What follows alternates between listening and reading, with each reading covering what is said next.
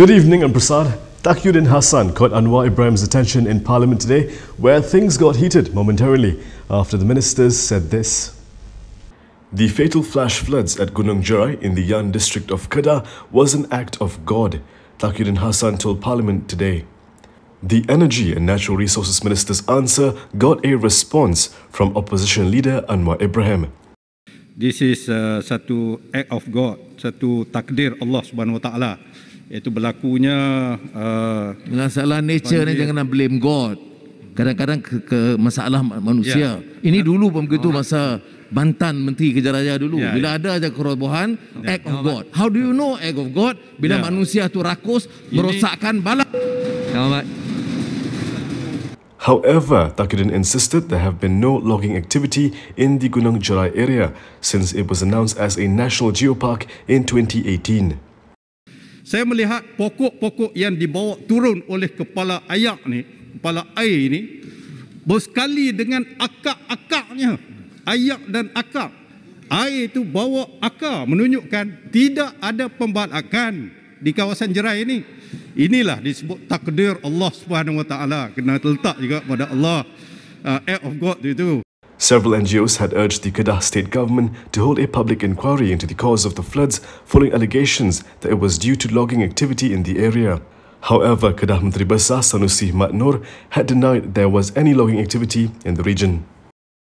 Dr. Mahathir Mohamad, the once long-time UMNO leader, then the man behind Bersatu and now Pejuang, has weighed in on party hopping. Former Prime Minister Dr. Mahathir Mohamad told Parliament today that parties forming a coalition to form a simple majority government after an election should not be considered hopping. Though the Langkawi MP acknowledged the need to prevent MPs from party hopping, he cautioned that it is not as simple as outlawing hopping. Ada kalanya apabila diadakan pilihan raya, tidak ada satu pun parti yang memperolehi cukup bilang untuk mendiri kerajaan. Dalam keadaan yang sebegitu, adalah ada keperluan parti-parti lain juga bersama dengan parti yang mendapat jumlah yang terbesar supaya bilangan wakil rakyat dalam kerajaan melebihi separuh daripada bilangan kursi dalam Dewan Rakyat. However, he stressed that the process of the parties cooperating should be in line with the respective parties' constitutions. Sebab itu kita tidak boleh semata-mata mengharamkan lompat-melompat, tapi sebaliknya menjelaskan waktu mana kita tafsirkan sesuatu itu sebagai melompat dan tidak dengan sewenang-wenangnya menuduh bahawa lompatan telah dilakukan. This is something even Mahathir did when he was Prime Minister, appoint someone to a role that comes with the ministerial status. But according to him, the way it's done now should be stopped in the name of reforms. Former Prime Minister Dr. Mahathir Mohamad has urged the government to stop appointing politicians to positions in the administration with ministerial status.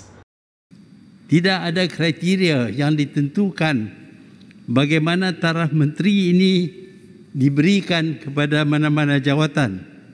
Tetapi yang kita tahu ialah apabila taraf menteri diberi, maka dianya akan mendapat segala kemudahan-kemudahan yang diberi kepada menteri.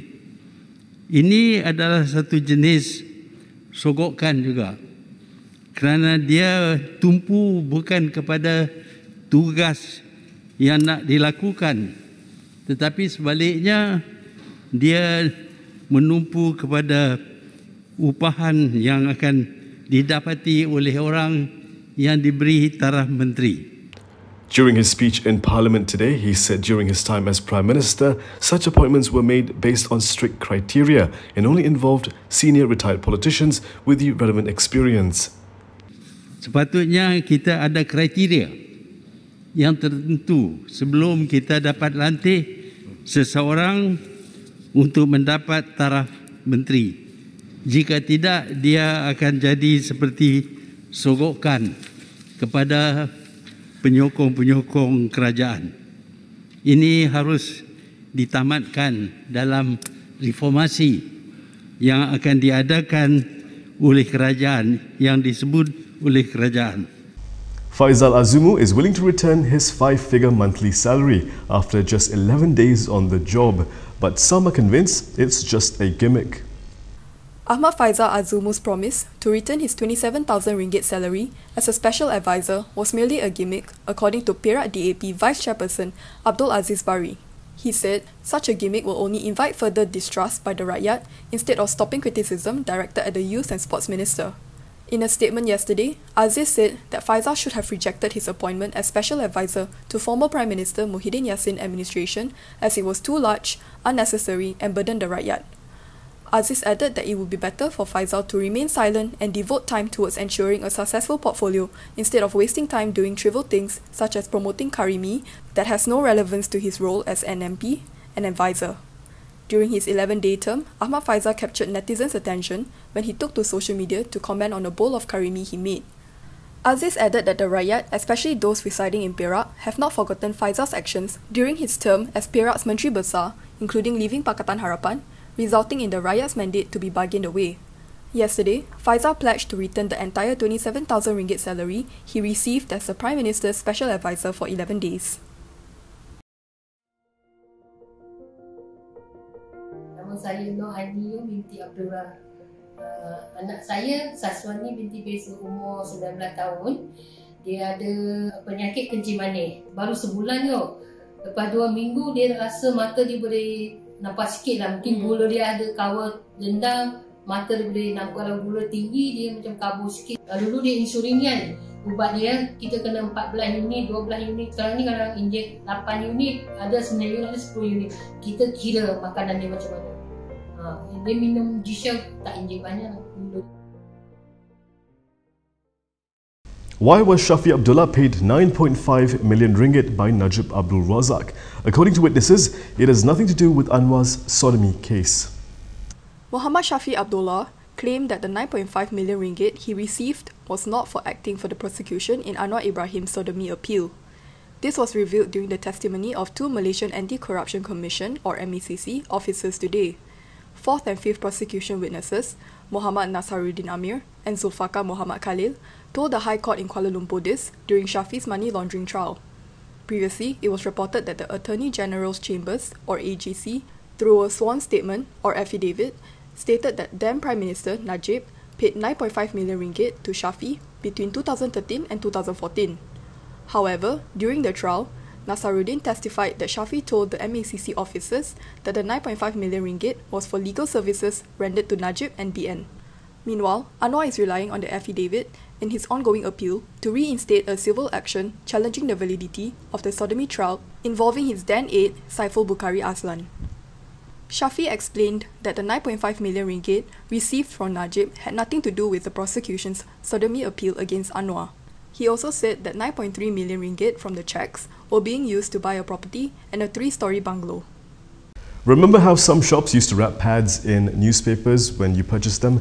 Looks like we haven't come far since then because pads and natural bodily functions still appear to be a taboo in Malaysia. Batu Kawan MP, Kasturi Pato, said today that she doesn't see anything wrong with a feminine hygiene product advertisement that was recently pulled after an outcry by a religious organisation. Last Thursday, Libras Malaysia announced its decision to pull an advertisement of a feminine hygiene product that featured floral motifs inspired by both the Nurnya Kebaya and the vulva. This was after an objection by religious organisation Yadim Muslim Women's Council, or MAYA. Its chairperson Safina Saleh opined that by featuring the vulva in its advertising and product packaging, the brand had exploited the body part and disrespected women. Safina also expressed that the campaign was not culturally acceptable nor allowed by religious values. However, Batu Kawan MP disagrees. In a Facebook post, Kasturi pointed out that many other issues were undermining women's dignity in Malaysia, and the advertisement was not one of them. Libras Malaysia's 2 campaigns, Know Your V and V Kebaya, reportedly aims at spreading awareness about menstruation and vaginal health, as well as at breaking vaginal-related taboos and encouraging women to feel confident about their bodies. And that is all from me today. For more stories, you can go to KiniTV.com. You can also follow us on Instagram, Twitter, YouTube and Facebook for the latest news updates. If you'd like to support independent media, do consider subscribing to MalaysiaKini.com. I'm Prasad. Thank you for watching.